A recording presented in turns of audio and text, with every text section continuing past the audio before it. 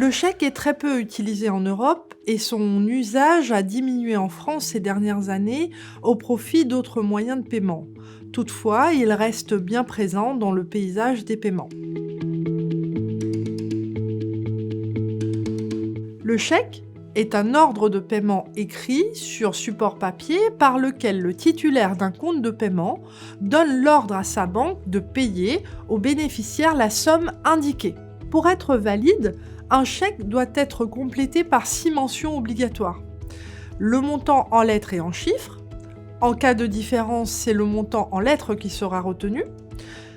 Le nom du bénéficiaire. Le lieu et la date où le chèque est créé. La signature de l'émetteur du chèque. Pour encaisser un chèque, le bénéficiaire doit l'endosser, c'est-à-dire apposer sa propre signature, ou le tampon s'il s'agit d'une entreprise, au dos du chèque, et le remettre physiquement à sa banque, accompagné d'un bordereau de remise, permettant d'identifier le compte bancaire accrédité. Le bénéficiaire est exposé à un risque de non-paiement du chèque en cas d'insuffisance de provision sur le compte du tireur, même si la provision doit en principe exister lors de sa signature. Sachez que le législateur a confié à la Banque de France la tenue du fichier central des chèques, le FCC, qui recense les clients déclarés par les banques ayant émis des chèques sans provision et non régularisés. Une personne fichée ne peut plus émettre de nouveaux chèques, ce qui limite les risques de non-paiement.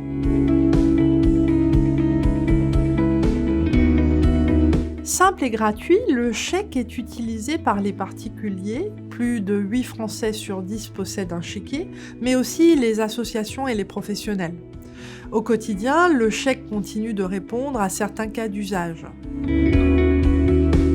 Les achats de montants élevés des particuliers, véhicules, gros électroménagers, pour lesquels la carte est généralement peu adaptée compte tenu des plafonds de paiement.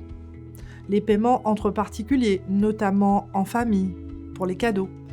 Et pour de la vente entre particuliers. La caution d'une location immobilière, là aussi, il s'agit d'un usage détourné du moyen de paiement. Le paiement fractionné par l'émission de plusieurs chèques post-datés. À noter qu'il s'agit d'un usage impropre et que rien n'empêche d'encaisser de tels chèques. Les paiements des professionnels et du milieu associatif qui ne disposent pas toujours de moyens d'encaissement électronique. Certains professionnels l'apprécient pour effectuer leur comptabilité ou pour un gain de trésorerie. Pour les particuliers, le chèque reste une facilité de crédit à court terme, par exemple par un accord sur la date d'encaissement.